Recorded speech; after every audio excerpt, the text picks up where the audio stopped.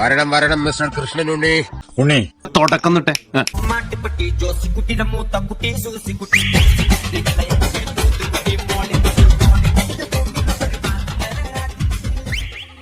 ഞാൻ പറയാൻ പോകുന്ന കാര്യങ്ങൾ ഇവിടം തൊട്ട് സെപ്പറേറ്റ് CPM-ന്റെ സഖാക്കന്മാർക്ക് അയച്ചു കൊടുക്കണം. ഞാൻ ഇവിടുത്തെ കമ്മ്യൂണിസ്റ്റ് പാർട്ടിയുടെ ലോക്കൽ കമ്മിറ്റി സെക്രട്ടറിയാണ്. മുഖ്യമന്ത്രിയുടെ ദുരിതാശ്വാസ നിധി കഴിഞ്ഞ കാലങ്ങളിൽ ഏത് രീതിയിൽ വിനിയോഗിക്കപ്പെട്ടിട്ടുണ്ട്, വിവരാവകാശ രേഖ ചോദിച്ചു കഴിഞ്ഞാൽ ഏത് വ്യക്തിക്ക് കൊടുത്തെന്ന് അറിയാനുള്ള യാതൊരു സോഴ്സുമില്ല. എടാ നീ എന്റെ ചതയ നക്ഷത്രം ഒന്ന് വായിച്ചേ. ചതയോ? ചതയം. ധനനഷ്ടം, മാനഹാനി, ബന്ധുജനങ്ങളുടെ അപ്രീതി, ഉദരരോഗം, മൂലക്കുരു, രക്താർബുദം എന്നീ വ്യാധികൾക്ക് സാധ്യത. ഞാൻ വെച്ചു കൊടുക്കാമെന്ന് പറഞ്ഞ വീടുകളും നമ്മുടെ മന്നത്തെന്ന് പറയുന്ന കമ്പനിയുടെ ഓണർ ഇനി ഞങ്ങളിത് വെച്ചു കൊടുക്കുന്നില്ല, ഞങ്ങൾ ഇതങ്ങ് മുഖ്യമന്ത്രിക്ക് അങ്ങ് തന്നെ അങ്ങ് നൽകിയേക്കാം.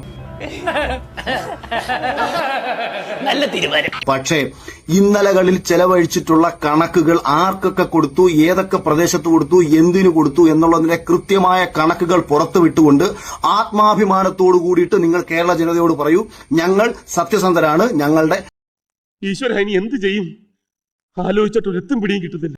ഈ തള്ളിന് വേണ്ടിയിട്ട് പോയാടിക്കല എന്റെ മടിയിൽ കനമില്ല, ഇയാളുടെ മടിയുടെ അത്രയും കനം കേരളത്തിലെ ജനങ്ങളുടെ ആരുടെ കയ്യിലുമില്ല എന്ന് കള്ളച്ചോറ് അവന്റെ കുടലും പണ്ടവും പൊട്ടിത്തെറിക്കാറായി. ഇല്ലെന്നുണ്ടെങ്കിൽ മിസ്റ്റർ പിണറായി വിജയൻ നിങ്ങൾ സംശയത്തിന്റെ നിഴലിൽ തന്നെയാണ്. നിങ്ങളെ എനിക്ക് വ്യക്തിപരമായ വിശ്വാസമില്ല, എനിക്ക് മാത്രമല്ല കേരളത്തിലെ നല്ലൊരു ശതമാനം ജനതയ്ക്ക് വിശ്വാസമില്ല എന്നത് ഒരു പരമമായ യാഥാർത്ഥ്യമാണ്. അങ്ങനെ പിണറായി മഹാരാജാവ് ഭരിക്കുന്ന കേരളത്തിൽ രാജാവോ? എവിടുത്തെ രാജാവ്? എന്ന് മുതല് അദ്ദേഹത്തിനെതിരെ സംസാരിക്കുന്ന ആൾക്കാരുടെയൊക്കെ വാമൂടിക്കെട്ടുക എന്നത് ഇന്നും ഇന്നലെയും തുടങ്ങിയതൊന്നും സ്വാഭാവികം. അന്തം കമ്മികളായ CPM-ന്റെ സൈബർ ടീമുകൾ ഈ ഫാൻസ് എന്ന് പറയുന്നത് വെറും ഫാൻസ് അല്ല, കൊട്ടേഷൻ സംഘം എന്ന് തന്നെ പറയാം. ഞാൻ അവരുടെ നേതാവാ. അയ്യോ അത് ഞാൻ അറിഞ്ഞു. കഴിഞ്ഞ 2 ദിവസമായിട്ട് ഒരുപാട് ഗ്രൂപ്പുകളിലും അല്ലാത്തടത്തും പ്രചരിപ്പിക്കുന്ന ഒരു കാര്യമുണ്ട്.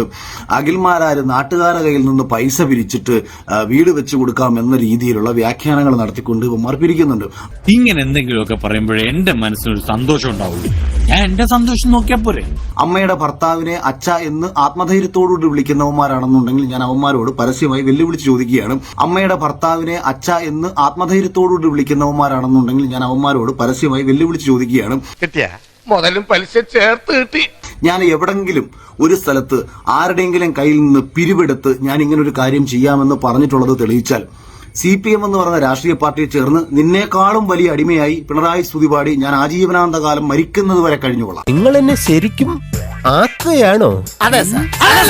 കള്ളത്തരങ്ങളും വാ തുറന്നാൽ കള്ളത്തരം മാത്രം പറയുന്ന കുറെ ജന്മങ്ങളാണ് ഇവരെന്നുള്ള കാര്യത്തിനകത്ത് യാതൊരു സംശയവും വേണ്ട.